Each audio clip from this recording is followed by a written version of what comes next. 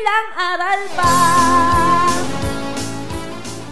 Magandang umaga sa ating mga viewers, sa ating mga classmates. Salamat sa pakikinig at panunood sa aming segment na Payong Kabred. Ako po ang inyong lingkod. My name is Brother Bear at makakasama natin ngayon.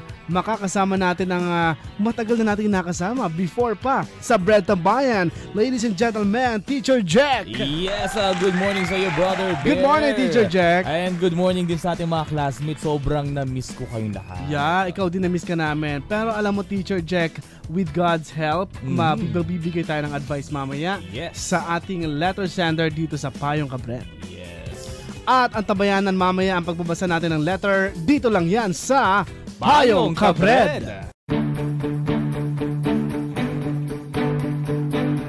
Kumusta na kayo mga classmate? Muli napapanood po ninyo ang segment na Payong Kabred dito sa classroom. Yes, kaya naman Brother Bay, huwag natin patagalin pa at basahin na natin yung liham ng ating letter sender.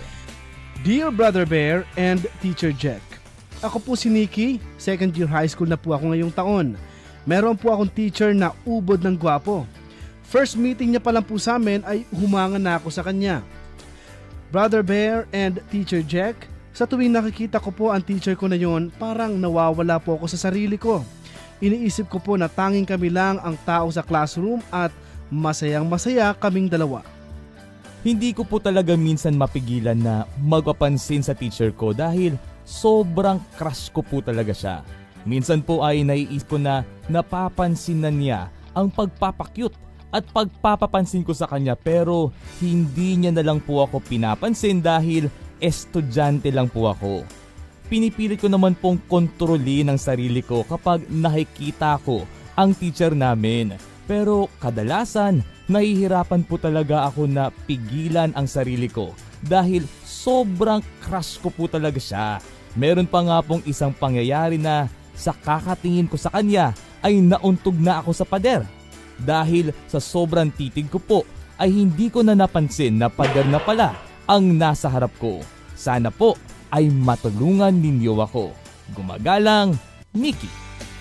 Alam mo, Nikki, ang may papayo namin sa'yo, wala namang mahirap gawin na mag-focus ka na lang sa pag-aaral eh.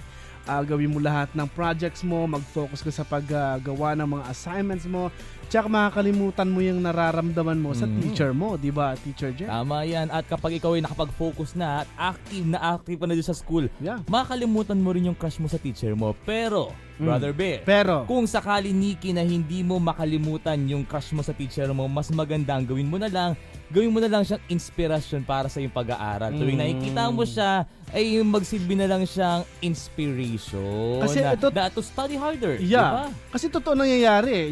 Kapag ang teacher may itsura din, mukhang bata. Mukhang problema natin yan, no? Kaya dapat bilang isang estudyante, alam mo kung saan mo dapat iposisyon ang sarili mo. At importante dyan, Nikki, ay alamin mo kung ano yung limitasyon mo bilang isang estudyante sa iyong teacher. Ayan mga classmates, sana may natutuhan kayo, may napulot kayong aral sa aming istoryang ibinahagi sa inyo. At kung meron kayong problema o suliranin na gusto nyong idulog sa amin, na pwede kayong mag-email sa amin sa pamamagitan ng classroom@untvweb.com. And God willing, magkita-kita ulit tayo dito sa segment na Payong Kabred sa classroom. Again, my name is Brother Bear. And I am Teacher Jack saying, study hard, pray harder, and goodbye!